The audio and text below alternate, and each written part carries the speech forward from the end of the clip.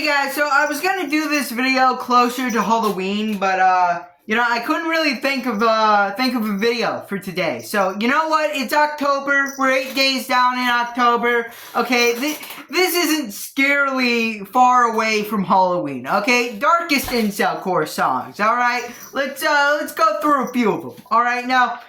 I actually want to start with a pretty iconic song in the scene, I Wanna Date Her. If you actually take a step back and look at it, this is a pretty dark song. A lot of the songs in the scene are. It was actually kind of hard to come up with this video because most of the songs deal with pretty dark subject matter. But I think I've came up with a list of a few that really stand out. But anyways, I Wanna Date Her is dark for pretty obvious reasons, like the original literally said, I want to rape her. So, that was pretty bad. But what I didn't talk about in that first video where I talked about I want to date her is the fact that originally there was a second verse that made the song far worse, where he actually goes into detail about committing the crime. It is actually kind of horrifying. Now, I don't know if this was in Fried by Fluoride's original, or this was just something kind of tacked onto it later on. But I do know that there is a version out there where the second verse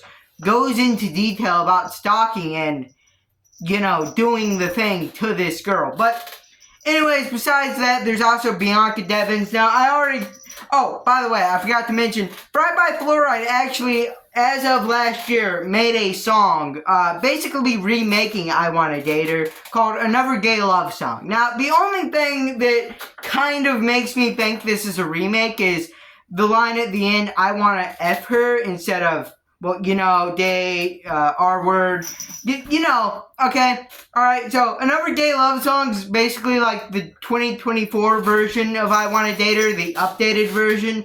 But, also, Bianca Devins, I already went into why this song's so dark. It's literally sung from a killer's perspective. Now, next up, I want to break some new ground on this channel. Loser Girlfriend. Loser Girlfriend is an incelcore artist. I haven't talked much about it on this channel because I really haven't got a chance to, but he released two pretty dark songs.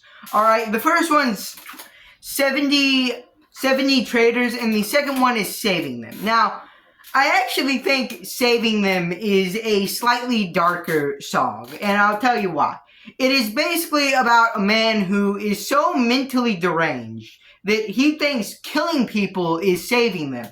And he does this killing to multiple kindergartners, alright? Now, I don't know if this is the real story behind this killer, or this is just kind of a fictional scenario that Loser Girlfriend made up. But either way, that's a pretty messed up concept. And also, I want to give a shout out to Poncho for making a music video for this song that made it even worse, made it even darker. Alright, by actually showing footage of the guy and the crime scene. It really just takes you back. And the next one, 70 Traders, which I kind of see more as a joke song, but it's based off a real crime, definitely, of the second deadliest alt-right attack, or not alt-right, but far-right attack. Basically, this dude forgot the name, alright, but basically, he parked a fan with explosives outside of a building. It blew up and killed 8 people, injured about 100 more. And then he went to some kind of summer camp, dressed up as a police officer, and then when he got into the camp, he opened a fire, killing 69 children. Most of them were teens. I think a few adults died as well. But overall, he managed to kill 77 people. Now, this song is also sung from his perspective, but I don't think this song's condoning his actions or saying that this is good. I think this song was more meant to make fun of Norway for only giving this guy 21 years in prison. How did he not get electrocuted for this? 77? Plus like 100 more injured? Death penalty! Like, one of the few instances where most of us can agree that the death penalty is probably warranted here. But anyways, next up, I wanted to lump two of these songs together because they're about a similar subject. I wanted to talk about Remains by Red 25, and also Blood on My Hands by Blah. Now, I already spoke on Blood on My Hands a little bit on my It's Finally Here video about New World Order. I believe this is the most recent song on this list.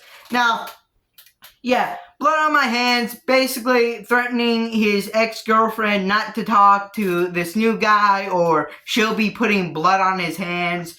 You know, pretty dark stuff, but Red 25 Remains is one I don't think I've talked about too much. And, well, it's basically about the same thing, but I think it's a little bit darker because he goes into pretty deadly detail about what he's planning on doing to this girl, which includes shooting her and the boy she cheated on him with, and then slicing their bodies up, burying them, then killing himself. Like, dude, there is no chill in this song. But anyways, enough of the murders. Let's move on to a more quietly dark song, alright?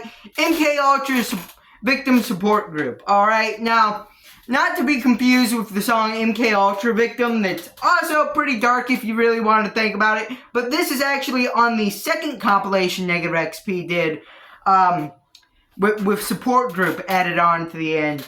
Now, the reason I find this song so dark is it doesn't really have, like, any distortion. It doesn't have any, like, you know, like, crazy guitar hooks or anything like that. It's a very quiet, mellow song about this guy that's just had his brain totally fried. And not like, oh, I watched too much TV, now my brain's fried. Like most incelcore artists do. He's been experimented on, and now his brain simply doesn't work, and he just tries to find something to make him feel, but he's completely numb after all this experimenting from the government. And I find that concept kind of terrifying, dude. This song is just, it's creepy, is the best way to describe it. But anyways, I think we're coming to our number one pick, our number one darkest song of all time in incelcore, and it's for a very different reason than any of these other songs. It's My Life Is Gone by Ave True to Cassidy. Alright, I'm probably not saying that right, but why is this song so dark? A lot of incelcore songs are like, oh, my life is done, I'm so doomed, bro.